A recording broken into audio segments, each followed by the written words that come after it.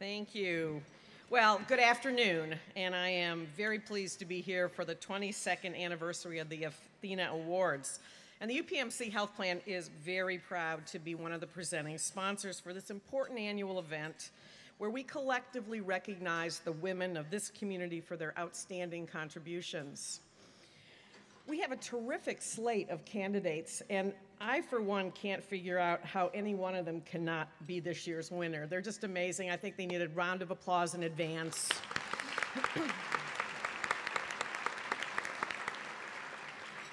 I also want to thank the Allegheny Conference for their continued leadership to make the ATHENA Awards one of the best attended events in Pittsburgh, and for allowing this event to shed light on the important issues that impact women's ability to realize their professional and personal excellence. You know, one of the guiding principles of ATHENA is that we celebrate success. And this year are celebrating the finalists who have made great contributions to Pittsburgh and this region. But we're also celebrating the success of women around this country and around the globe, really, where we're seeing women using education as a path to better future, now receiving more degrees, both undergraduate, graduate, PhD degrees than their male counterparts. Additionally, women now represent over 50% of the management in this nation. They're starting their own businesses at twice the rate of men, and they control 51% of the private wealth in this country, or $14 trillion. So that's really all good news, right? I mean, that's a good news story. Yes, it's a good news story. So with all this progress, why did Deborah Spar, president of Barnard College, state a few months ago at a White House Economic Development Conference that women remain hugely underrepresented in positions of power in every single sector across the country?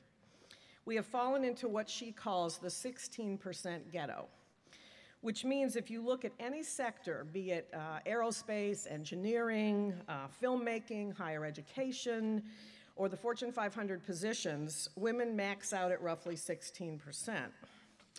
Leslie Bennett, a journalist, points out one of the places this is really obvious in our elected officials.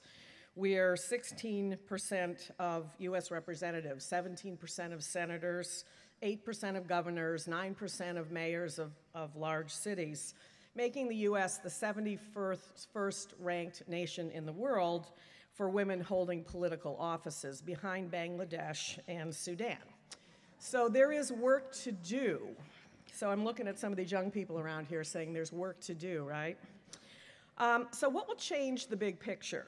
Some argue that until we balance the world of the work site and the work at home, including child rearing, that we'll not see women staying in careers that track to top positions, and they will continue to drop out or drop back.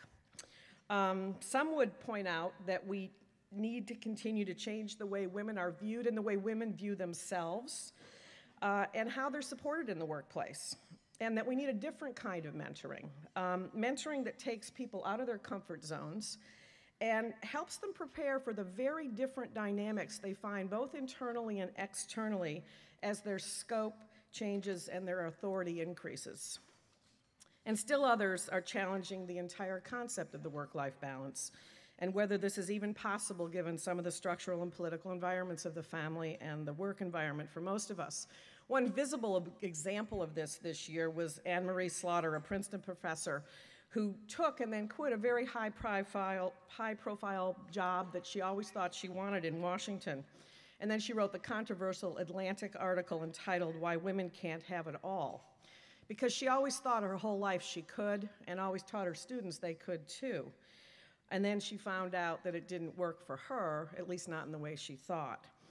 I sent a copy of this article to both of my grown daughters, and I got a call from the first one within a day saying it made me so angry. And I got a call from the second one that said it made me so sad. And they were both appropriate responses. So today, I would like to congratulate today's finalists because I know that each of them has a history and a special story that's helped them succeed.